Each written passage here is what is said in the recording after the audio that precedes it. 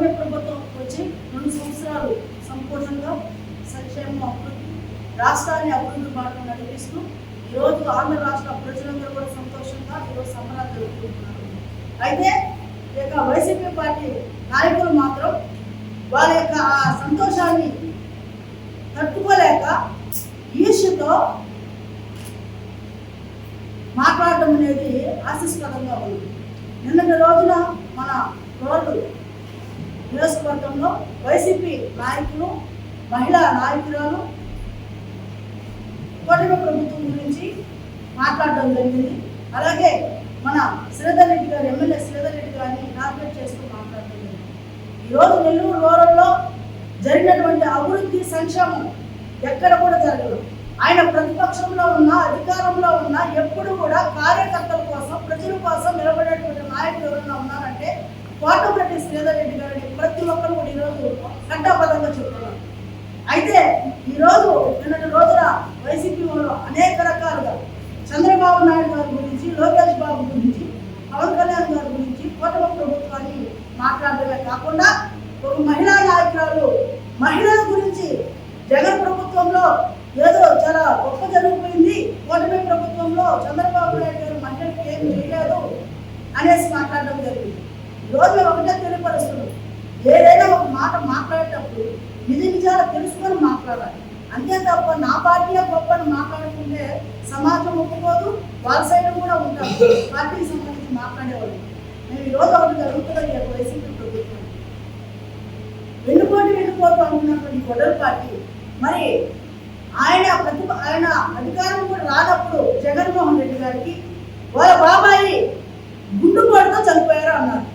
మరి ఆ సానుభూతితో తెలిసినటువంటి జగన్మోహన్ రెడ్డి గారు గొడ్డల పోటు అనేది సిబిఐ వాళ్ళే డిసైడ్ చేశారు.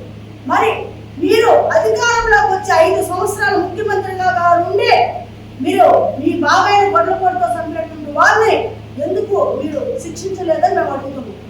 మరి ఈ బాబాయిని గొడ్డల పోటు చేసినటువంటి వాళ్ళని పక్కన పెట్టుకొని స్వయాన మీ చిన్నాన్న కూతురు అన్నా మా నాన్న చంపింది ఫలానా వాళ్ళు అని చెప్పేసి కోర్టుకెళ్ళి తిరుగుతుంటే మరి వాళ్ళను పక్కన పెట్టుకొని సిబిఐ వాళ్ళని పక్కదారి పట్టించింది జగన్మోహన్ రెడ్డి గారు కాదా? మహిళలకు ఎక్కడ న్యాయం చేశారు అని అడుగుతున్నాం. స్వయాన తన సొంత చెల్లెలు షర్మిల గారు ఆయన జైల్లో ఉన్నప్పుడు పాదయాత్ర వర్షాల్లో ఎండల్లో ఉండి చేసింది. మరి అధికారం వచ్చిన తర్వాత నువ్వు ముఖ్యమంత్రి అయిన తర్వాత మరి నీ చెల్లిని ఏం చేశావు? ఎన్నుకోట పొడిచింది నువ్వు కాదా?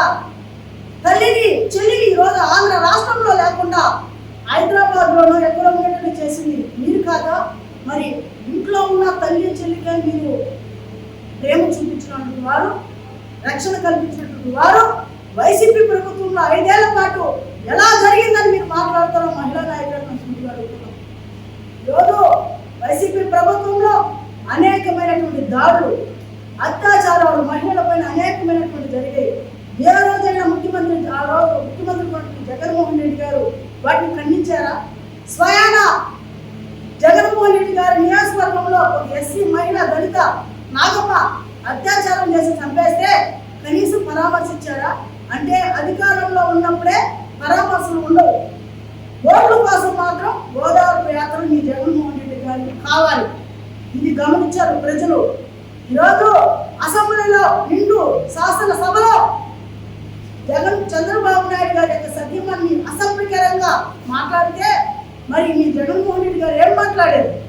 చిరునవ్వుతో స్పందిస్తూ ఇంకా మాట్లాడనని ఎంకరేజ్ చేశాడు నాయకుల్ని. అదే చంద్రబాబు నాయుడు గారు ఈ కూటమి ప్రభుత్వంలో తెలుగుదేశం పార్టీ వ్యక్తి జగన్మోహన్ రెడ్డి గారి యొక్క సత్యమని అసభ్యకరంగా మాట్లాడినందుకు జైలుకు పంపించాడు. అదే మా చంద్రబాబు నాయుడు గారికి మహిళలపై ఉన్నటువంటి నిబద్ధత అనేది తెలుసుకోవాలి. అందమైన పెళ్లి, అద్భుతమైన షాపింగ్, శుభమస్తు షాపింగ్ మాల్. సంబరాల పెళ్లి, సంతోషమైన షాపింగ్, శుభమస్తు షాపింగ్ మాల్. ఇంట్లో పెళ్లి అంటే ఆనందం, సంబరం, ఇంకా చాలా షాపింగ్. వధువు పట్టు చీరల నుండి వరుడు షర్వాణీల వరకు, అమ్మా నాన్నల డ్రెస్సుల నుండి పిల్లల ఫ్యాషన్ వరకు, పెళ్లికి కావలసిన ప్రతి ఒక్కరి డ్రెస్సులు ఒకే చోట మన శుభమస్తు షాపింగ్ మాల్ లో. ట్రెడిషనల్ అండ్ మోడర్న్ కలెక్షన్స్, ఇలా మొత్తం ఫ్యామిలీ కోసం. శుభమస్తు shopping mall, VRC centre, Nellore.